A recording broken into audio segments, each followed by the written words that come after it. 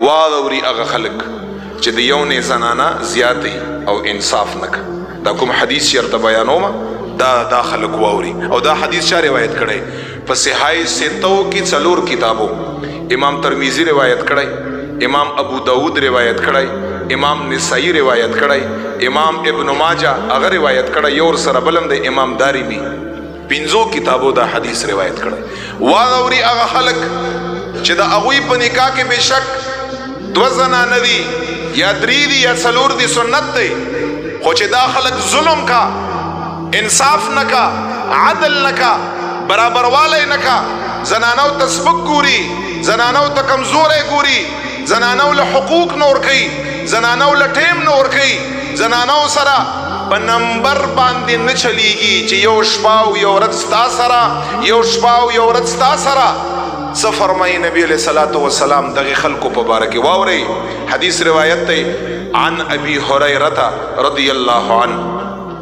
ابو هريره نه دا حدیث روایت دی عن النبي صلی الله علیه وسلم. روایت کوي پیغمبر علیہ السلام مبارک نا، نبی علیہ السلام سو فرمایل اذا كانت عند رجل امرأتان فلم يعدل بينهما جاء يوم القيامة وشقه ساقط وفي رواية أخرى وشقه مائل اے مفلوج. ابا هريره سے فرمائی نبی علیہ الصلوۃ والسلام کو فرمایل چې کوم یو انسان په نکاح کې د یو زنانه نه زیات زنانې 2 یا 3 یا 4 فلم يعدل بينهما، اور رسول الله مبارک نے فرمائی شکر دی چې زما او ستا رسول الله شتا. دا ارسه بیان کړی دی او دا خلک یې گیر کړی دی. اور رسول الله میں سے فرمائی فلم يعدل بينهما، او دے عدل نکی، دے انصاف نکا، دے برابر والے نکا، دنا کوتاہی په کپڑوں کی، په جاموں کی، په نان نفقه کی، په خرچه کی، په شپه تیرولو کی، په کور کی، په وخت ورکولو کی دے عدل نکا.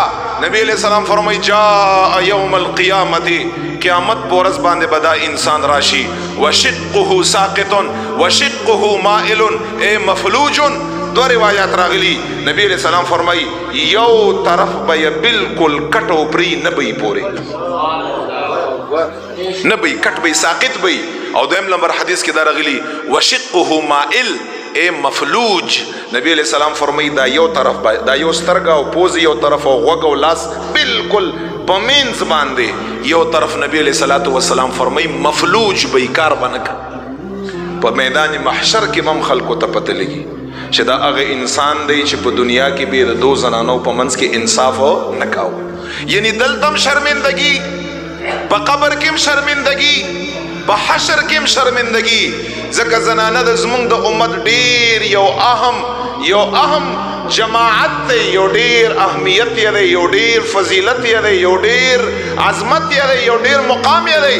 که پیغمبر علیہ الصلوۃ والسلام زیات نکاحګانې کړي، نبی علیہ السلام خو عدل هم کړی دی، پیغمبر علیہ السلام خو انصاف هم کړی دی، پیغمبر علیہ السلام خو برابری هم کړی دا، پیغمبر علیہ السلام خو نان نفقه یو شی ور کړی دا، په سفر کې ځان سره یو په نمبر باندې بولې دا، کور یو له یو شی ور کړی دی، شپه یو هر چا سره مقرر کړی دا، کپڑے جامې خوراک په یو شي کې پیغمبر علیہ الصلوۃ والسلام بے انصافی نه کړی. صرف نکاح خو د پیغمبر علیہ السلام سنت نه دی کنه، دغه نور ټولي خبرې دام د پیغمبر علیہ الصلوۃ والسلام مبارک سنت دی. دا یو وعید دی.